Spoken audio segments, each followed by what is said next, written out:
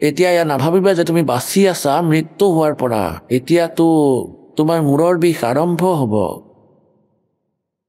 কোনো অপৰিচিত ব্যক্তিয়ে কোনো দুখ অথবা টেনশ্যনত দুখী হৈ ছুইচাইড কৰি লয়। তেওঁলোকৰ উদ্দেশ্য কি থাকে যে মই সুখী হৈ যাম? নাই, দুখৰ আকৌ পাহাৰ খহিব। যদি ভৱিষ্যতে সুখী হ'ব বিচাৰা তেন্তে এই পৰমাত্মাৰ চৰণত সুখে দুখে লাগি থাকিবা আৰু কিছুদিনৰ ভিতৰতে চাবা কি হয়। এতিয়া কোৱা হৈছে যে সেই দৰগাহত মাৰ খাবা, পৰমাত্মাৰ সেই দৰবাৰত, ধৰ্মৰাজৰ দৰবাৰত, ন্যায়াধীশৰ দৰবাৰত তুমি জোতাৰে মাৰ খাবা আৰু জমৰ দূতে তোমাৰ বাহুত ধৰি লয়, এনেকে যেনেকৈ অপৰাধীক পুলিচে ধৰি লয়।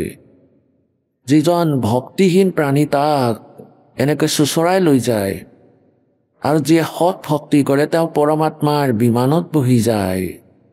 কোনো ভক্তই কয় যেনেকৈ আমাৰ ভক্তই সিহঁতক শুনাই বুজায় যে এনেকৈ তোমাৰ মৃত্যু হ'ব, বেয়া অৱস্থা হ'ব, আগলৈ জীৱৰ এনেকুৱা দুৰ্গতি হয়, তেতিয়া সিহঁতে কয় যে যিয়ে ভক্তি কৰে সিহঁতৰ মৃত্যু নহয় নেকি?